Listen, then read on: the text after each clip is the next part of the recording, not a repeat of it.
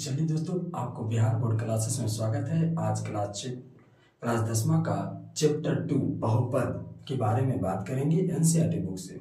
देखिए, बहुपद बताने से पहले हम बहुपद का कुछ सूत्र को बता देते हैं। तो चलिए बहुपद के कुछ सूत्र को देखते हैं। जैसे बहुपद पढ़ रहे हैं तो इसमें देखिए पहला सूत्र, यदि द्विघात बहुपद, क्योंकि हम द्विघात बहुपद पढ़ेंगे, तो द्विघात बहुपद का रूप होता है। द्विघात बहुपद का जब रूप आए तो कैसा होगा? रूप अगर बोले व्यापक रूप जिसको बोला जाता है, बहुपद का व्यापक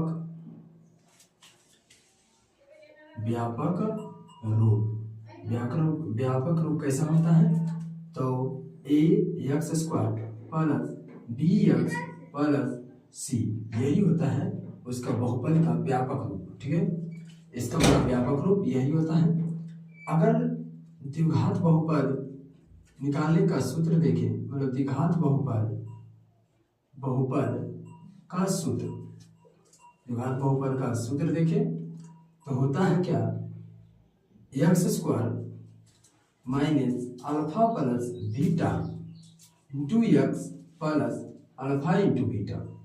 अब अल्फा प्लस बीटा क्या है ये भी आप जान लीजिए। तो हम कहेंगे कि शून्यांकों का योग है। क्या है ये? शून्यांकों का योग। तो शून्यांकों के योग को योग कहते हैं अल्फा प्लस बीटा बराबर होता है -b/a। अगर जांच करना है तो इसी को हम बोल देते हैं -b है। ये एक कैसा पद है?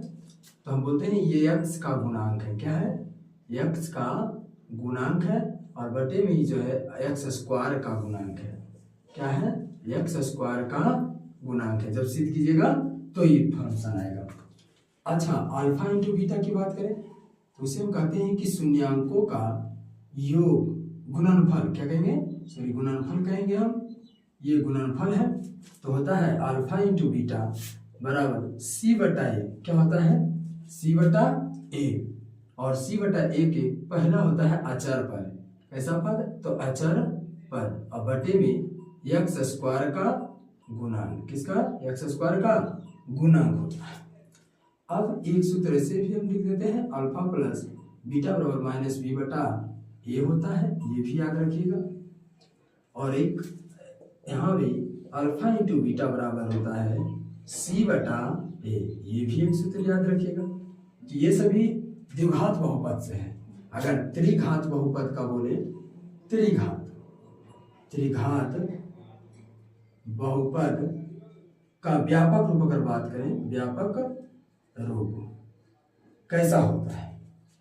तो होता है ax³ plus bx² plus cx और प्लस में d। ये होता है व्यापक बहुपद का, क्योंकि बराबर नहीं समीकरण रहेगा तब देंगे। अगर त्रिघात बहुपद आ जाए, त्रिघात बहुपद का सूत्र, त्रिघात बहुपद का सूत्र तो होता है x² minus alpha plus beta plus gamma. x² plus alpha into beta plus beta into gamma plus gamma into alpha कर देते हैं। और यहाँ पर x फिर minus alpha into beta into gamma. ये होता है सूत्र त्रिघात बहुपद का। और भी सूत्र है, हम इधर लिख रहे हैं। अब यहाँ पर आपको ये भी शून्यांकों का योग है। अगर बोला जाए शून्यांकों का त्रिघात बहुपद में बहुपद, तो यहाँ लिख देते हैं इसे alpha plus beta plus gamma बराबर होता है -b/a। क्या होता है? -b/a होता है। ठीक है, अगर alpha into beta plus beta into gamma plus gamma into alpha बराबर होता है गामा इंटू अल्फा बराबर c/a। क्या होगा? c/a। ये भी एक सूत्र होता है। ठीक है, और एक और सूत्र, क्योंकि देखिए alpha plus beta, alpha into beta, beta into gamma, gamma into alpha. ये देखिए अब एक बचा हुआ है क्या हमारा? Alpha into beta into gamma, तो बराबर होता है d/a। क्या? d/a। हाँ, इसको कहते हैं दो गुणनफल का योगफल। मतलब दो गुणनफल का योगफल इसको कहते हैं। हैं, इसको शून्यांकों का योग करते हैं, इसको शून्यांकों का गुणनफल करते हैं, और इसको कहते हैं दो दो का गुणनफल करके योगफल, यही बोला जाता है।